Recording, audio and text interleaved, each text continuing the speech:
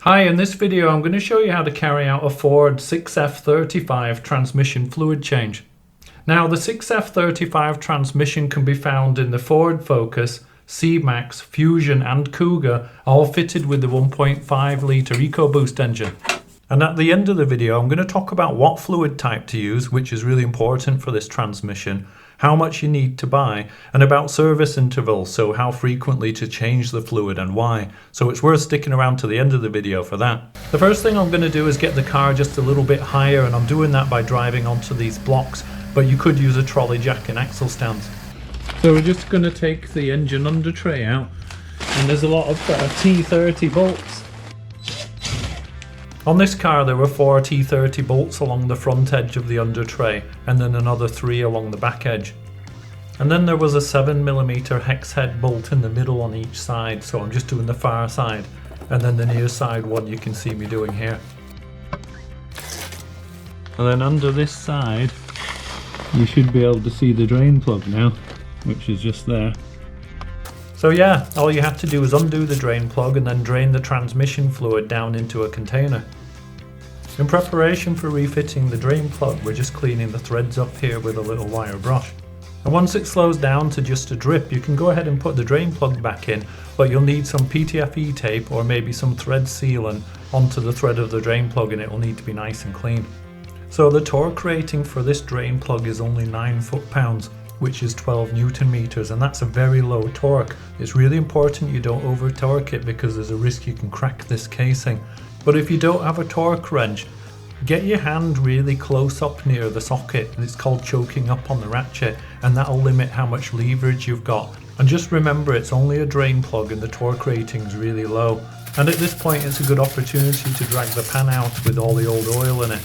Okay, so we're ready to refill our 6F35 transmission, and you can do that from the top, but the access isn't there at the moment. So the first thing you need to do is remove the airbox. So there's just 4 7mm bolts around the edge of the airbox lid, and once you've undone those you can lift the lid off and the air filter element comes out with it. Oh, and it's worth mentioning that those 4 screws all remain captive, so you don't have to undo them fully. They kind of sit there. Okay, go ahead. You pull that loose, unlatches that. You loosen this, loosen that clamp. Is it like a Jubilee clip, that? Yeah, it's a Jubilee clip. Then you have this one. You pull that cord off, and you take these bolts out. Lets it push back.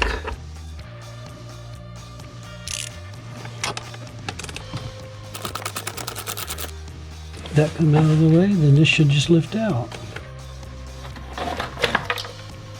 Then it just lays back to the side out of the way to give you full access. So on the underneath of the airbox there's 3 locating pegs, so I'll just show you where they go for when you're refitting it again. And so now we're able to see the fill plug, but on some cars there might be a breather in this position. And you can just reach in with a socket and a long extension and undo that fill plug and remove it, ready for putting some new fluid in. The plan is to put 4.25 litres in and then to drain off some of the excess when we do the level check. But to be honest, we found it a bit slow filling through this fill hole. So in the end we left it open to act as a breather, and we found a much bigger port just a little bit further around on the top of the transmission, as you can see here. So we're just squeezing this clip, and then that allows us to remove this breather, and then that's a much bigger port for getting the fluid into the transmission.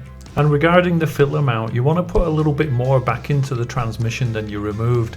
So we removed about 4 litres, so we put 4.5 litres back in. And that's because you want it to be a little bit above the level plug, which we'll show later, so that then you can drain it down to the correct level. So now we're just putting the breather back on, and then we're going to put the fill plug back in with a torque similar to the drain plug which we showed earlier. Back in place. And then leave it loose for now. Yeah. These go into the indentations inside. Pull the rubber wrap out of the way. Fits right in the slot. There. And we put these bolts in. That one goes into that hole first. No, you rotten booger. Don't move. Oh yeah, magnet. Magnet saves the day.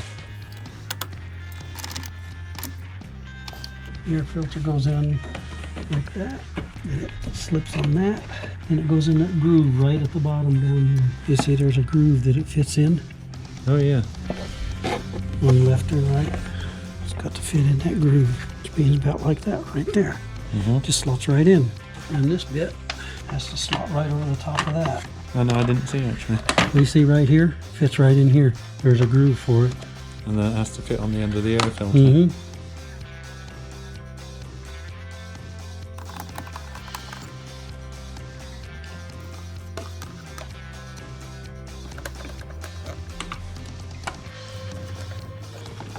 And the little plug that you unplugged. The job's a good one. So now with the car up and running again, we're going to take it out for a 10 to 15 minute drive, and that's to prime the transmission and make sure the fluid's everywhere it needs to be. And when we get back, we're going to jack the car up at the front so we can get the front left wheel off. And then we're also going to jack it up at the back so that we can get the car level. And that's important because now we're going to do the level checking, which means draining off a little bit of excess fluid till it gets to the required amount. As you just saw, the level plug is accessed through the front left wheel arch area where the drive shaft goes into the transmission. And here I'm just cracking loose the level plug, but at this stage I'm not removing it.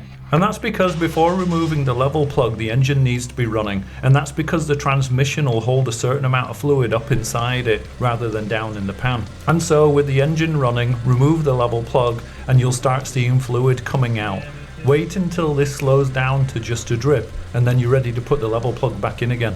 Now we just have a few tidying up jobs to do, so the wheel to get back on, and the wheel nut torque is 135 newtons or 100 foot-pounds. And then because we took it off, there's a little cover near the rear diff where we jacked up earlier, so we've got that to put back on. And then of course the engine under tray to get back under there, which only takes about 15 minutes to whiz all those bolts back in. Okay, so let's talk about the fluid type for your Ford 6F35 transmission. It's really important you use the correct fluid, and the specification is Dexron VI that meets the Mercon LV requirement. And as you can see, we're using a Morris Liquimatic DS, and this is where some personal choice comes into it because there are other fluids available that meet this spec. For example, Valvoline do one, Pennzoil do one, and then there are some owners who swear by only using the Ford Motorcraft Mercon LV, which is available from Ford dealerships. So it's your choice what you decide to use. And regarding the amount of fluid that you'll need, the rule of thumb is to put back in the amount that you drain plus a little bit, say an extra 250ml or even 500ml. But what you'll find is 5 litres should be enough for doing this service. And regarding service intervals for the 6F35 transmission, well, Ford actually recommend quite a high mileage of 150,000 miles before it needs a service. And that might sound good, but actually it's not. Because in their wisdom, when they designed the transmission, an internal filter that's not a serviceable item, so you don't change it when you do the fluid change, is down inside the middle of the transmission. And what happens over time, just through normal running and contaminants getting in your fluid, is this filter becomes blocked and then the transmission malfunctions. And so now what you'll find is the service interval is an unofficial thing. So you'll see lots of different information about it. So I read about a guy today that said he's going to service his every 45,000 miles.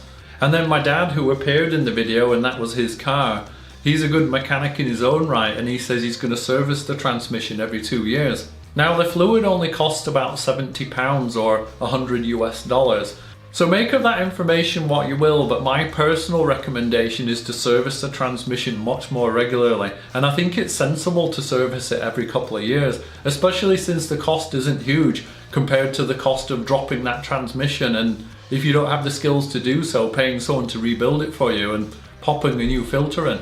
Anyway, I hope this video helped you, and if it did, then please give me a thumbs up because it really helps my channel. And if you've got any questions or comments or your own experience you'd like to share, then please drop me a message in the comment section. And finally, if you want to see more videos just like this, then please consider subscribing, and maybe I'll see you in the next video. Okay, thanks for watching and bye for now.